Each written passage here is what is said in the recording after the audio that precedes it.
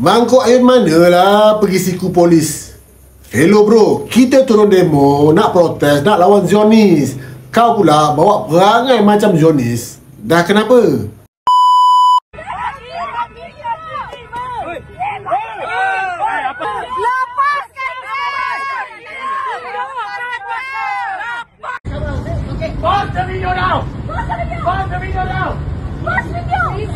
Padahal sebelum tu polis handle elok je. Dua orang provoke, dah kena tahan. Tapi malam tu juga dibebaskan. Siap dapat tazkirah. Nasihat penuh hikmah. Bukan kena tekan, bukan kena ugut. Kau bayangkanlah, kalau dulu confirm kau tidur lokap. Ada provokasi, ada media jadi kembali pihak polis, itu jadi masalah.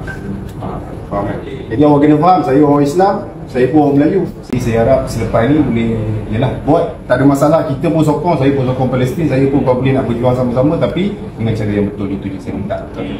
So harap benda ni jangan berulang lagi. Itu je. Okay, faham kan? Faham. Kau dengar tu, bukan nada keras pun. Ya, kita nak elak pertembungan sesama kita, bukan nak jadi musuh. Polis pun bukan dia nak halang demo. Diorang nak jaga keselamatan semua. Kalau ada provokasi melampau, barulah mereka bertindak. Kita kenalah juga bagi kerjasama. Takkan nak ikut kepala kau je. Aku nak bagi tahu, ini adalah sebahagian hasil reform undang-undang. Akta Perhimpunan Aman dah dipinda mendahulukan rakyat. Tak macam dulu, himpun sikit pun kena tibai. Kena sembuh kau. Sekarang boleh.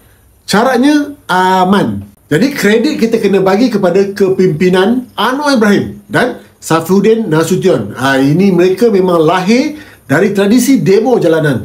Diorang dulu pun protes, tapi kau tahulah apa jadi. Lari dari FIU, kena balon, parade, kena gas pemedih mata. Masa tu jangan haraplah nak himpun aman. Sebab tu sekarang bila mereka pegang kuasa, they walk the talk.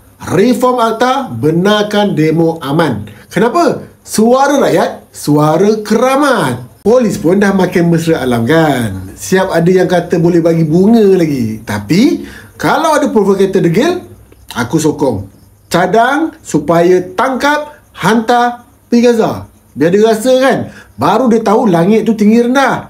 Bukan jadi hero, tak ada otak, semua benda nak sondol. Tapi jangan lupa, fokus utama kita tetap Palestin.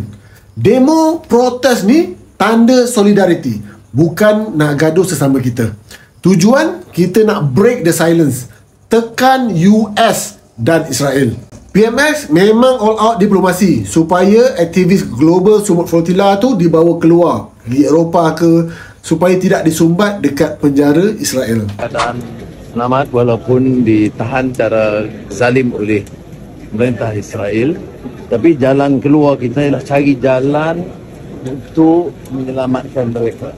Itu tugas utama saya kan. So ceritanya demo protes dengan aman.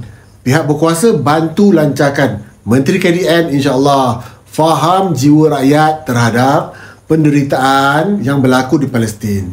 Kita sebarkan mesej solidariti, terus sumut demi Palestin. Kita nak lawan Zionis bukan boleh harap gagah saja. Kena ada ilmu, otak, kena bijak strategi. Hidup Palestin, hancur Israel.